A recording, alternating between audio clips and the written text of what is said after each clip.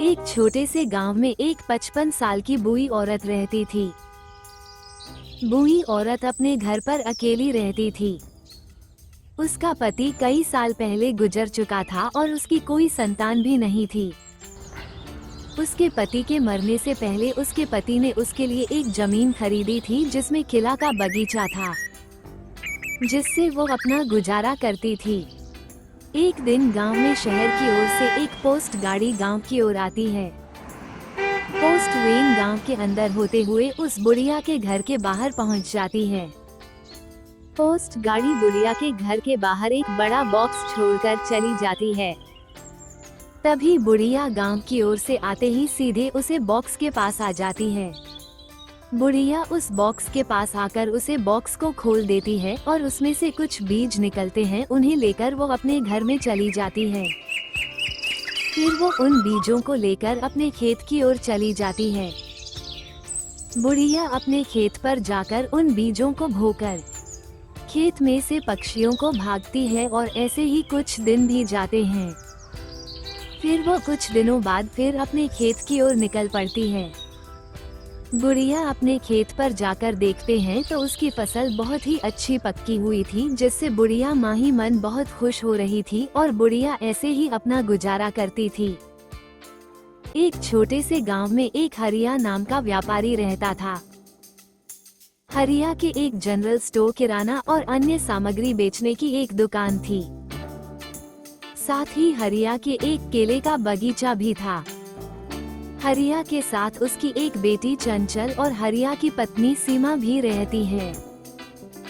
हरिया की पत्नी और बेटी एक मॉल में काम करते हैं। हरिया की कई पीढ़ियां विष्णु भगवान के भक्त और सेवक थे और हरिया में विष्णु भगवान का एक भक्त है। हरिया एक दिन किसी काम से महल की ओर से गुजरा हुआ एक घने बड़े जंगल में अंदर जाता है। हरिया जंगल के अंदर जाता है, तभी उसे एक खरगोश किसी समस्या में पड़ता हुआ देख उसके पास जाता है और खरगोश के पास जाकर उसका इलाज कर देता है। तभी खरगोश में से विष्णु प्रभु भगवान प्रकट हो जाते हैं और हरिया से बोलते हैं कि हरिया बेटे, तुमने बिना कुछ भी सोचे मुझे और बिना स्वार्थ की मुझे सही किया। मैं तुमसे बहुत प्रसन्न हूँ जो अब तुम अपने घर पर तुम्हें मेरा चमत्कार दिखाई देगा। तभी हरिया वहाँ से पलटकर जंगल से बाहर महल की ओर जाने लगता है और घर पहुंचकर देखता है कि उसका एक आलीशान घर बन चुका है और हरिया उससे बहुत खुश हो जाता है और भगवान को शुक्रिया करता है। साधु महाराज जी की परीक्षा। एक बड़ी नदी के पास घने जंगल में एक महाज्ञानी साधु महाराज जी रहते थे। एक दिन साधु महाराज जी किसी काम से जंगल में जा रहे थे। तभी साधु महाराज जी को एक खरगोश बेहोशी की हालत में दिखता है। साधु महाराज जी उस खरगोश को मंत्रों से ठीक कर देते हैं। तभी खरगोश ठीक होते ही एक राजकुमार का रूप धारण कर लेता है और साधु महाराज जी से बोलता है कि अरे साधु महाराज जी, आपका बहुत बहुत धन्यवाद। मैं एक राज्य का राजकुमार हूँ और मुझे एक ऋषि मुनियों ने श्राप दे दिया था और मैं खरगोश बन गया था। तभी साधु महाराज जी हाथ जोड़ लेते हैं और वह राजकुमार वहां से गायब हो जाता है और साधु महाराज वापस अपने जंगल की तरफ जाने लगते हैं। साधु महाराज जी जंगल से होते हुए गांव में निकल जाते हैं। फिर साधु महाराज गांव के पास मंदिर में जाते हैं और अंदर बैठे भगवान से पूछते हैं कि हे प्रभु, मैं आपका एक दास हूँ और आज के अलावा मेरे साथ ऐसा कुछ नहीं हुआ जो आज मेरे साथ हुआ है। वैसे प्रभु जी, आप तो सब कुछ ही जानते हो, तो आप मुझे आगे का रास्ता बताएं। तभी भगवान साधु महाराज जी से बोलते हैं कि अरे बेटा, मुझे सब कुछ याद है और मैं तुम्हारी परीक्षा ले रहा हूँ। यदि तुम इसमें पास हो गए तो तुम एक सच्ची ऋषि हो। फिर साधु महाराज जी वहाँ से चल पड़ते हैं। साधु महाराज जी मंदिर से बाहर आकर फिर से जंगल की ओर जाने लगते हैं। साधु महाराज जंगल में जाते समय एक मोर को देखते हैं कि मोर तड़प रहा है और साधु महाराज उसको बचाने के लिए उसके पास चले जाते और मोर को भी मंत्र से ठीक कर देते हैं। तभी मोर एक राजा का रूप धारण कर लेता है। तभी साधु महाराज राजा से बोलते हैं कि अरे आप कौन हो और आप मोर कैसे बन गए थे? अरे साधु जी महाराज, मैं एक राज्य का राजा हूँ और मुझे एक ऋषि ने श्राप दे दिया था और आपका धन्यवाद कि आपने मुझे इस रूप से मुक्त कर दिया। तभी राजा वहाँ से गायब हो जाता है और वहाँ पर भगवान प्रकट हो जाते हैं और साधु से बोलते हैं कि बेटा तुम इस परीक्षा में पास हो गए हो। ये कर भगवान वहाँ से गायब हो जाते हैं। ऋषि एक बड़ा महाज्ञानी बन जाता है। एक छोटे से गांव में सपना नाम की एक लड़की रहती थी। सपना अपने घर पर अकेली रहती थी। उसके पिताजी 10 साल पहले किसी बड़ी बीमारी के कारण गुजर चुके थे। सपना के पिताजी के गुजरने के बाद सपना काम की तलाश में बाजार में रोज घूमा करती थी। एक दिन सपना बाजार में से आने के बाद घर पर मायूस मुंह लेकर बैठी थी। तभी गांव की तरफ से एक सेठ उसके पास आता है और बोलता है कि अरे सपना बेटी, तुम ऐसा मायूस मुंह लेकर क्यों वीडियो बैठी हो? तभी सपना बोलती है कि अरे सेठ जी, आपको तो पता ही है कि मेरे पिताजी 10 साल पहले गुजर चुके हैं और अब मेरा इस दुनिया में कोई नहीं है। सेठ जी बोलते हैं कि अरे बेटा, तुम टेंशन मत लो, अगर तुम्हें काम नहीं मिल रहा तो मैं तुम्हें काम दूंगा और तुम्हारा इस दुनिया में कोई नहीं है तो मैं तो हूँ। ये कहकर सेठ वहाँ से चल पड़ता है। फिर सेठ अपनी दुकान पर जाकर अपने दुकान का काम करने लगता है और दुकान के सामान को बेचने रखता है। तभी गांव की तरफ से सपना वहां पर आ जाती है।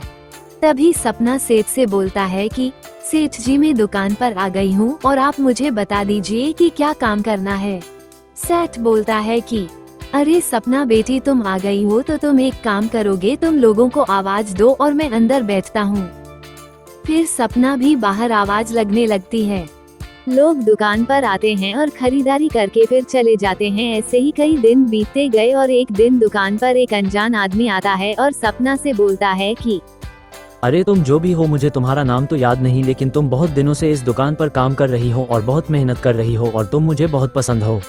फिर सपना उस आदमी से बोलती है कि अरे मैं भी तुम्हें नहीं पहचानती हूँ और मैं भी तुम्हें कई दिनों से देख रही हूँ। तुम बहुत ही सुंदर हो और अच्छे आदमी हो और मैं भी तुम्हें पसंद करती हूँ। फिर दोनों एक दूसरे को पसंद करके शादी कर लेते हैं और ऐसे ही अपना आगे का जीवन व्यतीत करते हैं। जादुई घोड़ा। ये कहानी है राजू नाम के गरीब और छोटे लकड़हारे की, जो रोज सुबह उठकर अपने खर्चे के लिए लकड़ियाँ काटने जंगल की ओर जाता है। राजू जंगल में कुल्हाड़ी लेकर जाता और जंगल से लकड़ियाँ काटकर वापस लकड़ियाँ अपने घर की ओर आता और लकड़ियों से ही राजू अपना गुजारा करता था। एक दिन राजू रोजाना को तरह जंगल से लकड़ियाँ लेने जा रहा था। तभी उसे एक घोड़ा बीमार की हालत में पड़ता था। राजू उस घोड़े के पास जाता है और उसका इलाज कर देता है। थोड़ी देर बाद घोड़ा उठ जाता है और राजू भी अपनी लकड़ियों और कुल्हाड़ी और घोड़े को लेकर अपने घर की जाने लगता है। घर पहुंचकर राजू घोड़े से बोलता है कि जब तक तुम ठीक नहीं हो जाते हो वहां तक तुम मेरे ही साथ रहोगे और आज से तुम मेरे घर के एक सदस्य ही हो। राजू रोज घोड़े के साथ खेलता और उसके बीमारी का इलाज करता। एक दिन घोड़ा अचानक बहुत तेजी से दौड़ता हुआ जंगल की भागता है और राजू भी घोड़े के पीछे पीछे जंगल की ओर भागता है। घोड़ा जंगल में आकर घास को खाने लगता है और तभी राजू भी घोड़े के पीछे पीछे जंगल आ जाता है और घोड़े को देखता रहता है।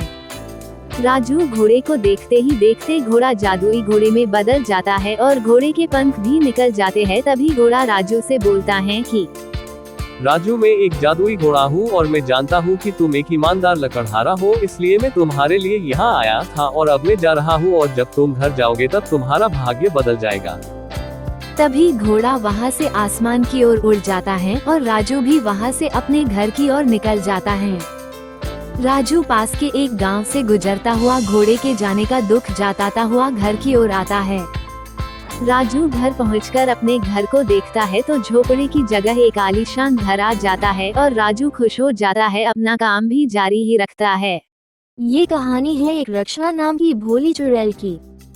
रक्षा एक समझदार और सूझी लड़की थी। रक्षा अपने माता पिता के साथ ही रहती थी। रक्षा के पिताजी की एक किराने की दुकान थी, जहां पर वो किराने का सामान बेचा करते थे और रक्षा की मम्मी घर पर घर का काम किया करती थी। और रक्षा अपनी सहेलियों के साथ गांव में घूमती रहती और एक दूसरे के काम में भी हाथ बटाती थी। एक दिन रक्षा किसी काम से अकेली गांव की तरफ जा रही थी। तभी रक्षा के सामने एक लड़का आता हुआ नजर आता है। अरे कौन हो तुम, और मैंने तुमको इस गांव में पहली बार देखा है। लड़का कुछ भी नहीं बोलता है और उसे ही देखता रहता है। लड़के ने रक्षा को पहली बार देखते हैं उसे प्यार हो गया है। मेरा नाम राहुल है और मैं इसी गांव में रहता हूँ। मैं 4-5 सालों से बाहर गांव में पढ़ाई कर रहा था और आज ही इसी गांव में आया हूँ। अच्छा तो राहुल, मेरा नाम रक्षा है और मैंने तुमको अभी और पहली बार देखा है और मुझे तुमसे प्यार हो गया है। तभी राहुल भी बोलता है कि हाँ रक्षा, मैं भी तुमको देखा तो मुझे भी तुमसे बहुत प्यार हो गया है। तभी रक्षा बोलती है कि हाँ राहुल, हम दोनों का एक दूसरे से प्यार है, तो राहुल मैं अपने घर पर पूछ लूंगी कि हम दोनों शादी करना चाहते हैं। राहुल भी हाँ कर लेता है और दोनों अपने घर की ओर चले जाते हैं। रक्षा घर पहुंचकर अपने माता पिता से बोलता है कि मम्मी, मैं एक लड़की से प्यार करती हूँ और उसी से ही शादी करना चाहती हूँ। रक्षा की मम्मी बोलती है कि हाँ बेटा, हम शादी तो कर देते हैं, लेकिन लड़का कौन है और क्या करता है। हाँ रक्षा बेटा, और हमारा नया जमाई कहाँ पर रहता है? अरे पिताजी, आपका जमाई इसी गांव में रहता है और मम्मी और वो अभी पढ़ाई कर रहे हैं। तभी रक्षा की मम्मी और उसके पिताजी शादी के लिए हाँ कर देते हैं। और इधर राहुल भी अपने माता पिता से शादी के बारे में बात करना है और राहुल के माता पिता शादी के लिए हाँ कर देते हैं। राहुल के पिताजी किसान थे और खेती करते थे और उसकी मम्मी दूसरों के घर पर काम करने जाती थी। और थोड़े दिन बाद ही राहुल के और रक्षा के घर वाले एक होटल में शादी फिक्स करने के लिए मिलते हैं और शादी फिक्स कर देते हैं। कुछ दिनों बाद राहुल और रक्षा की शादी हो जाती है और वो दोनों अपने घर में खुशी खुशी रहने लगते हैं। एक दिन राहुल किसी काम से बाहर जा रहा था, तभी उसे एक खूबसूरत लड़की मिल जाती है। राहुल को उसे लड़की से प्यार हो जाता है और वो लड़की उसे बोलता है कि तुम अपनी पत्नी को मार डालो और हम दोनों साथ ही रहने लगेंगे। तभी राहुल घर जाकर रक्षा को मार डालता है। तभी से रक्षा भूतनी बनकर घूमती रहता था। जग्गू गांव में अपनी बूढ़ी माँ के साथ रहता था। उसके पिता 10 साल पहले किसी बड़ी बीमारी के कारण उनकी मृत्यु हो गई थी, जिसके बाद जग्गू और उसकी बूढ़ी माँ अकेले ही रहते थे। जग्गू अपनी कॉलेज की 4 साल की पढ़ाई पूरी करके वापस अपने गांव लौट आया था। जग्गू के पिता के पास कोई खेती नहीं थी, उनके पास केवल एक गाय थी और खाने के लिए वो मजदूरी करते थे। एक दिन गांव की ओर से एक आदमी बैग लेकर गांव और आता है और सीधा सीधा जग्गू के घर पर आकर जग्गू से बोलता है कि अरे भाई, इस गांव में मैं पहली बार आया हूँ और मुझे जग्गू नाम के लड़के के घर पर जाना, क्या तुम मुझे जग्गू का घर बता सकते हो क्या? तभी जग्गू बोलता है कि अरे भाई, मैं ही जग्गू हूँ। तभी वो आदमी बोलता है कि अरे भाई, तुमने 3 साल पहले जिस कॉलेज में पढ़ाई की थी उस कॉलेज से तुमने पुलिस में फॉर्म भरा था और तुमने जो परीक्षा दी थी उसने तुम पास हो गए हो और मैं तुमको नौकरी के लिए लेने के लिए आया हूँ। तभी जग्गू बोलता है कि हाँ भाई, मैंने कॉलेज में पुलिस का फॉर्म भी भरा था और परीक्षा भी दी थी, और अगर मैं उसमें पास हो गया हूँ तो चलो मैं तुम्हारे साथ चलता हूँ।